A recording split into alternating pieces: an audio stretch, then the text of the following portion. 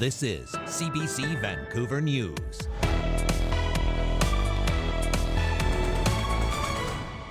A first in Canada. It's quick, it's easy, it's more accurate. BC launches at-home self-screening cervical cancer testing. We look at the implications. Plus, mystery unsolved. Some punks they go out and do stupid things. I can understand why they did it, but I still don't support it. We take you to the interior where a series of church arsons sparked up 3 years ago and dig into the unrest that still remains. Also, surviving in the cold. I keep some of my perishable food items up in the rafters. A tent encampment in Kelowna has surpassed 200 people. A look at the city's struggle to keep up with shelter space as temperatures plummet. Good evening, I'm Tanya Fletcher. Dan is off tonight. The BC government has announced a new program it says could eliminate cervical cancer. As of January 29th, at-home self-screening kits will be available. The test detects the human papillomavirus, also known as HPV, which is the leading cause of cervical cancer. Renee Filipponi has our top story tonight. Tests like this, taken in the comfort of your home, will help British Columbians avoid the stirrups and the often uncomfortable pap smear. This program puts the power to prevent cervical cancer in the hands of ordinary British Columbians. The province is moving away from traditional screening, which sweeps up cells in the cervix to test them for cancer, and toward a screen for the human papillomavirus, or HPV, which can be done from home. We have a tool that can really open the doors to screening for the entire province. This researcher says screening for HPV is much more effective in preventing cervical cancer. It can catch risky strains of the virus early. The vast majority, 70% of all cervical cancers, are caused by the virus. It's more accurate, so it detects those precancerous lesions more accurately. And also, when folks get a negative, we have greater confidence that those women are not going to go on to develop precancer. Doctors say screening more women for HPV alongside vaccines could be a game changer. Now we use liquid-based. PEI is also offering HPV testing, including self-test kits, but they need to be done in a clinic. BC is the first to make them widely available for home use. Really, this is something that most provinces are beginning to look at through pilot programs, and really looking forward to making that transition. So you get this in the mail and you open it, you go through the instructions. Bianca Michelle took part in the home test pilot and hopes this option will ensure more people get tested. The idea of having a pap smear is always daunting to me because of historical trauma, and if it made the self-testing kit made it safer for me. This new test only needs to be done every 5 years instead of the current 3 years, as long as the results are normal. Eligible patients can start requesting these kits at the end of the month. The province says results will take between 4 and 6 weeks. Renee Filipponi, CBC News, Vancouver. As temperatures drop in many parts of the province, people living outside are struggling with the cold. A tent encampment in Kelowna has ballooned to more than 200 people, despite efforts to create more shelter space. Brady Strachan spoke with some of the people living there about how they're surviving outside.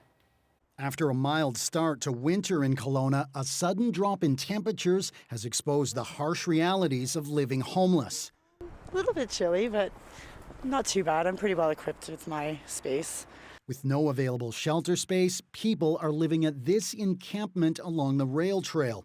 It's where Erica Stewart and Blake Mercury have made their homes. Yeah, absolutely. Would I like to be in a better situation where I feel safe and I can lock a door and, not be in the elements? Of course. That's a no-brainer. Yeah. Stewart's home is made out of tents and insulated tarps held up by a large beach umbrella. It's a shelter from both the blistering summer heat and now this is my heater here. Freezing temperatures and snow. I keep some of my perishable food items up in the rafters, we'll say, just to keep them away from any animals or rodents mostly that get into everything.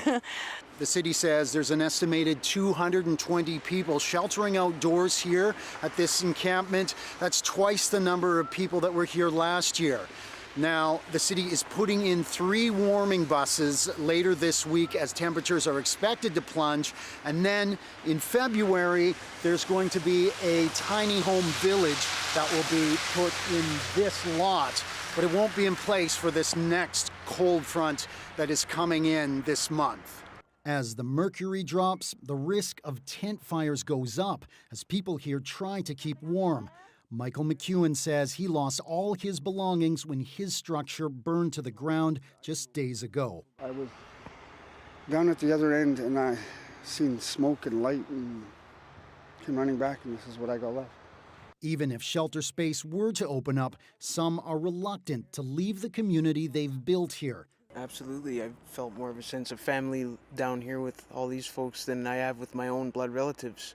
You know, like it really is a community thing. As the cold snap approaches, they're preparing to hunker down together. This is where I feel happier and what's better for me. And I'm sort of choosing that, I guess. Sharing what heat and shelter they do have with each other. Brady Strachan, CBC News, Kelowna.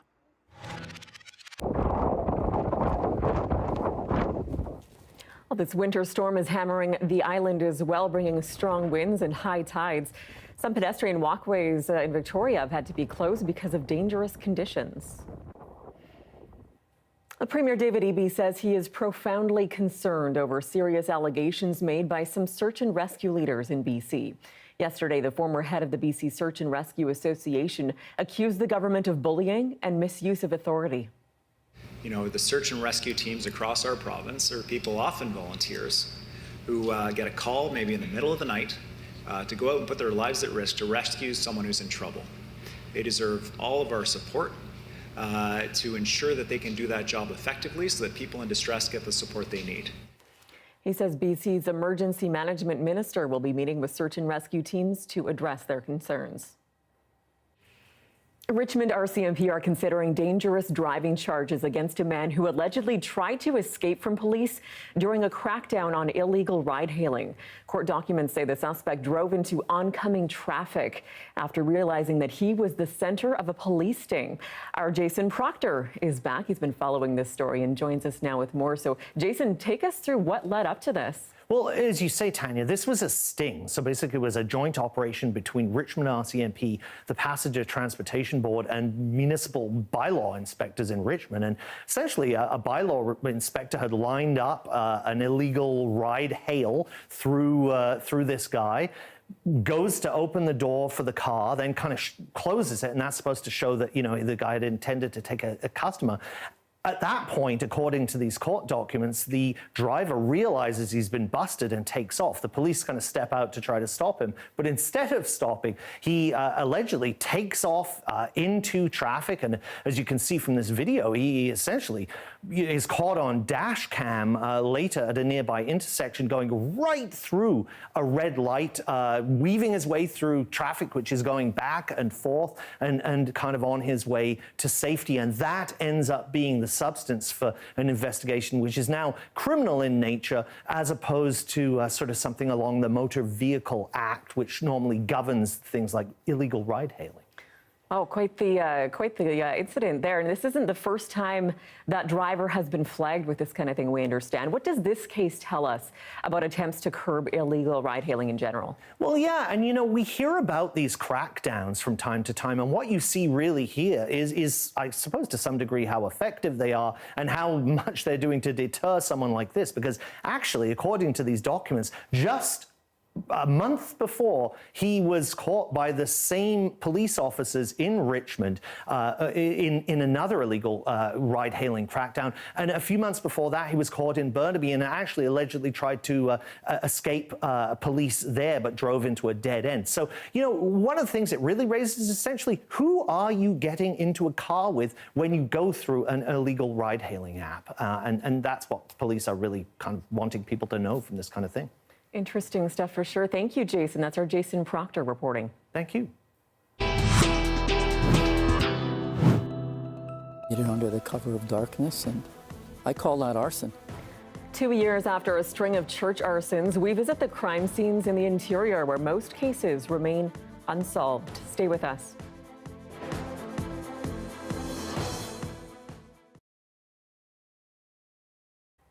And thanks for watching our commercial-free live stream. Growing numbers of people arriving to Nova Scotia from India and China are inspiring the opening of new Asian food stores in Halifax. In the past few months, specialty stores that carry products from both of those countries have set up shop in the city. As Garrett Hampshire tells us, businesses say it's good timing to offer the tastes of home. Snacks, spices, teas and treats from India, Bangladesh and Pakistan are on the shelves at Bombay Bazaar in Park Lane Mall. The owner got the idea after seeing so many students from all those countries show up to Dalhousie, where he went to university. Looking at that large number of students come in, I saw that there was a gap, for such a store here, especially in downtown, considering, St. Mary's University and Dalhousie University here. So that inspired me to start something. He opened in December and is finding a lot of people who are shopping here live downtown and are looking for things that are harder to find. We have a large variety of spices that you wouldn't necessarily find at your local Walmart or local Sobeys stores. We carry a large variety of ready-to-eat foods, as you can see here behind us. New Asian Food Market also opened in the last few months, in part because of the number of people moving from China to Nova Scotia. Like India, in the past 5 years, it has consistently been among the top-ranked countries people move to the province from. We consider all other cities we want to open the store at, such as, but like Toronto and Vancouver has already so much stores. But Halifax here, the people are so friendly and kind, and there's only several Asian stores here, so we want to open a store here in Halifax. The store is also attracting local people interested in things like roast duck. And this is the first time that I'm in an Asian store with all the wonderful Asian goodies that I used to have abroad. So you know what this means, though. We are coming of age here in Halifax. More established stores are seeing the trend too, with more people from India and neighboring countries shopping at Indian Groceries, which believes it was the first Indian store in Halifax. I think we need a bigger store now because the population is growing. But the thing is, this location is it's hard to, find a very nice location. He's hoping the move to a new store will happen in the next year or two to bring even more choice to people in Halifax, both from here and around the world. Gareth Hampshire, CBC News, Halifax.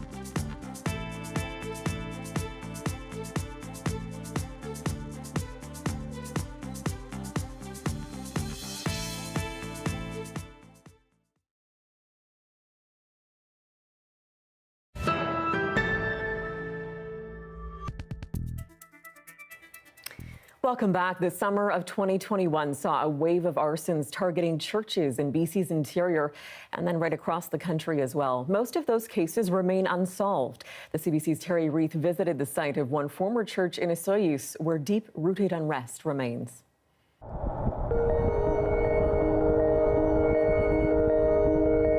All natives were forced to go to church. Colonization, right? We're on a journey to the scene of a crime. I'm with Clarence Louie, the longtime chief of the Osoyoos Indian Band. He's been down this road in BC's southern Okanagan many times, as the history of the Catholic Church here weighs heavily on him. I mean, I'm pissed at the church. I got no respect for the church. That cross has done so much damage. I mean, caused so much grief and killed so many people, not just Native people. There's something he wants to show us.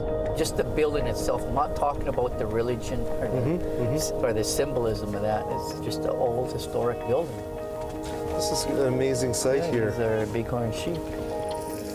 past the rolling hills of sagebrush and sheep. This is the one that got burnt down. Oh my goodness. It looks fresh. We come to a clearing. This is what's left of the historic St. Gregory's Catholic Church. Charred rubble, bits of scrap metal, and the cement staircase that once led to the front door. You've walked up these steps a few times as a child? Yeah, I didn't like it. We were forced to come in here.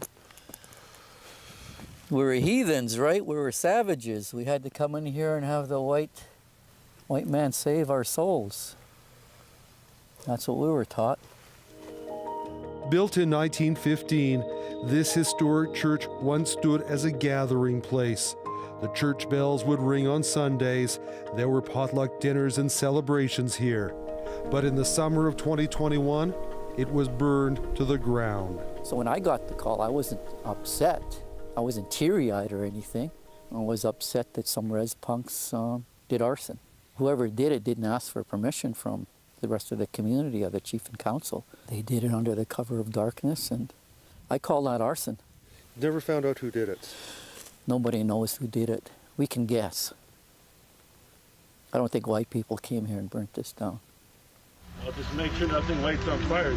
In the early hours of the morning, members of the Penticton Indian Band spotted flames. It was the second church to burn that night.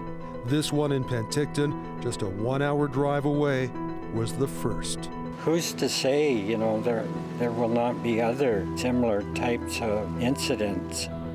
This is where it all started, June 22nd, 2021.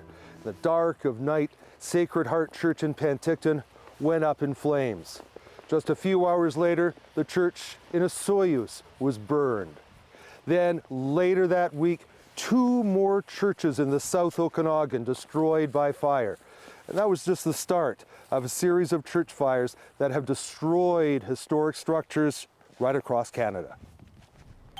We examined media reports, followed up with police, fire, and local authorities. We checked court records to learn the circumstances in each case.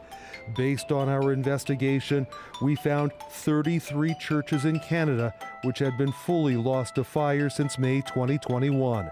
More than double the number from the previous 2 years, and only 2 were ruled accidental. 9 of the fires led to arson charges, 12 people in total. At least 6 are from the Indigenous communities where the churches were burned. 5 have yet to face trial. A local youth was convicted in this fire on the Kihiwan Cree Nation in Alberta. In other cases, such as this one in Surrey, BC, the arsons were attributed to mental health issues. The RCMP, the surge in church fires began following the discovery of potential unmarked graves on the site of the former Kamloops residential school. The news stirred up long simmering anger and resentment with the church, particularly in the Indigenous community. Finding these unidentified graves, unidentified bodies in the ground there, of course natives are going to be pissed off.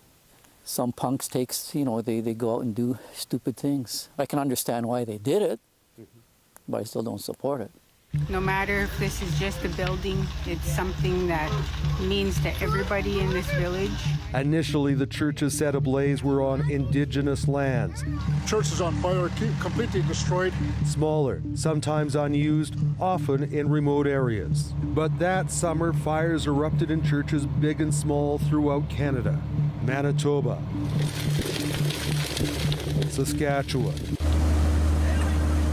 then Alberta, in a place where the Catholic faith runs deep. Saint Jean-Baptiste Church was an iconic structure in Morinville, Alberta, a town of 10,000, a third of them Catholic. Just before Canada Day 2021, the 117-year-old landmark went up in flames in the middle of the night, igniting outrage. Burning down faith communities, targeting them with these acts of violence and intimidation is not reconciliation. It's not the way forward. It is a dangerous and violent criminal act. So this is from the West version. Ron Cust is a former fire chief and fire investigator. Now he's heading the community's efforts to replace the historic church. The 3 days when I was on site working with the official investigators, the bishop was on site with Father, and we were talking about, okay, retrieve the bells so we could potentially use them or send them away to be recast. So we were able to retrieve what we could, but the structure had burnt so hot and so intense that I couldn't even find a piece of a pew. Nor could they find an official cause. The fire remains suspicious. No suspects, no arrests, just this big empty lot where the church once stood. At the University of Alberta in Edmonton, Paulina Johnson has been looking into the church fires and why they're happening. I think for many Indigenous peoples, it gives them a voice because for the longest time, Canada hasn't really actually acknowledged us. I am Dr. Paulina Johnson, and I am the Antizin. She's an assistant professor and podcaster. Her work is a deep dive into the injustices faced by Indigenous people and how some fight back. The church fires, they're much more than just arson. It's a greater symbolic kind of narrative of Canada and Canada's relationship to Indigenous peoples, which is really lacking. It's on fire because no one's really addressing the truth of what Indigenous peoples are facing. So it leads to a larger conversation that needs to be had. Back in Morinville, faith remains strong. Parishioners mourned the loss of their church. Now they just want to move on without pointing fingers. We don't know how the incident started, and we don't know who was a part of starting that. And so therefore, why would we single out one part of a community and target them for it? The goal is to rebuild a traditional church and retake its place in the main street of the community, to bring back the bells, which were heard through the town for more than a century. You don't go around and burn stuff down. There's other ways to display your anger and emotions. On the Osoyoos Indian Band, there is no such effort to rebuild. What now with this site? It looks relatively untouched. All we're probably going to do one of these days is get rid of all these ashes and all this debris here and just leave it at that. Chances of us building another church when there's only 3 to 5 churchgoers in this whole community, that's not going to happen. And even if we did build it, the res punks would come and burn it down again probably. You're looking at a live shot of Georgia Street, including the new Amazon building there. Well, the rain and snow have moved on for now. Next up, Arctic air will send temperatures plummeting. Darius Madavi will be here with our 5-day forecast coming up next.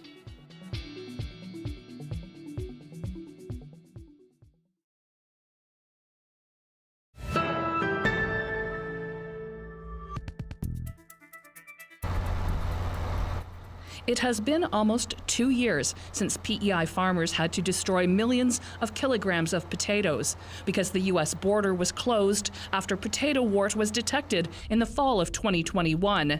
Seed potatoes still can't be exported off the island as the Canadian Food Inspection Agency works to put the new National Potato Wart Response Plan in place. Then as growers move into the fall and winter of 2024-25 to really know what the future will look like as far as new requirements for potato wart restricted fields and PEI.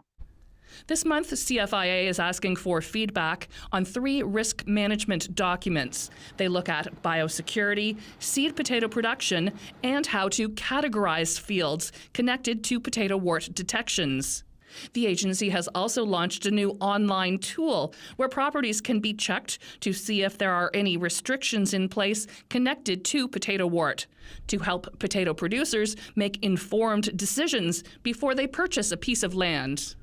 We know that going forward, traceability and record keeping and information is going to be one of the key success factors, along with good biosecurity practices going forward. Greg Donald says it has been a long process, one that he hopes will eventually lead to all restrictions being lifted.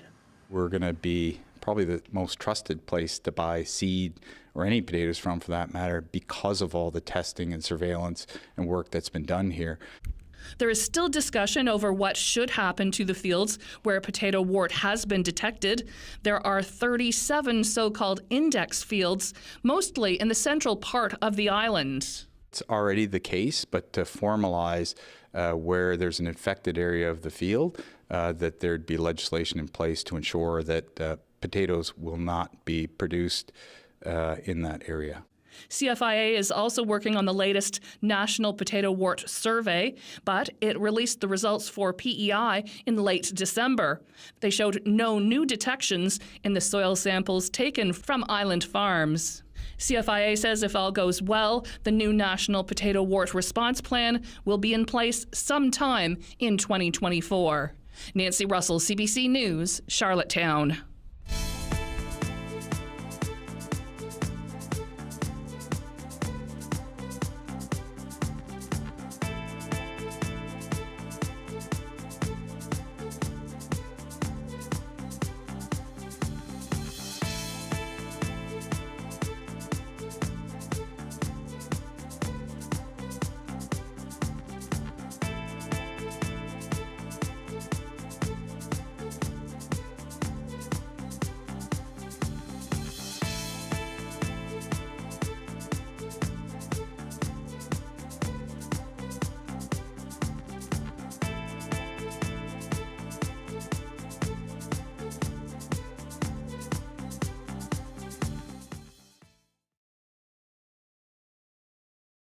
The weather update is brought to you by Direct Buy Furnace. To cool and clean the air in your home, call Direct Buy Furnace. Installing Train, the most reliable heating and cooling brand.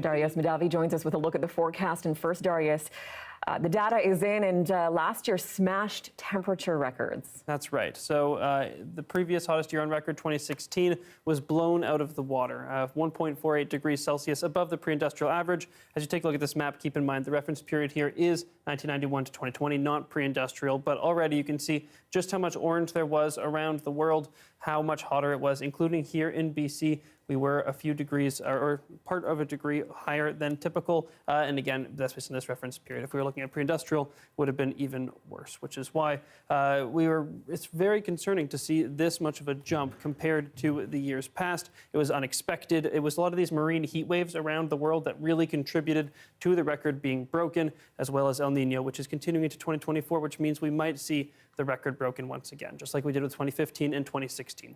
Now, if we take a look at our own weather here in BC, you can see that storm that was passing through starting to calm down now, just a little bit of precipitation still lingering for the south coast. Same story with the interior, although in the southeast, we'd expect that to stick around a little bit longer. We may continue to see some more impacts for a little while yet. But for the most part, we're going to see that snow stay contained to the interior. A few breakouts here into the south coast, but the next thing we have to worry about isn't come for a while with that next system that should come late this weekend. But the big news right now is that it doesn't look like it will make it here. It does seem like it's going to split off because it will be sucked down south instead. So even as this snow starts to taper off and we get the temperatures dropping, which we'll look at in a second, this system does seem like it will break up and split just north and south of most of the coast of BC. So not too much to worry about in the way of precipitation. We're probably not going to get that snowstorm, despite the fact that temperatures are really coming down. So I've zoomed out now so we can take a look at the impact of that Arctic air coming down across Canada. It does hit BC first, but then it will either spread further south or move east into eastern Canada. The worst of it, at least, but will be very chilly temperatures. Now it looks like Vancouver going to hit a low of around -10 at the worst, but that's still on the way. Tomorrow, much more mild day, much less active. We had all those weather warnings. Many of those have come down by now. I wouldn't expect too much more impact, except maybe some continuing high winds, but they should even start to drop off as we get into the morning. And here is our snow forecast for the mountains. Not too much more. We have gotten most of what we're going to get, but still a little bit possible as we see those breakouts from the interior. And then in terms of our forecast, still some showers possible tomorrow, and then we get a little bit of flurries potential into the weekend, and then we start to cool off and then warm up once again. Lots to keep an eye on. Thank you so much for staying on top of it, Darius. Thanks, Tanya. And that is your late news for this Tuesday, January 9th. For news anytime, anywhere, download the free CBC News app. You can always find us online at cbc.ca/BC. Thank you so much for watching. Have a great night.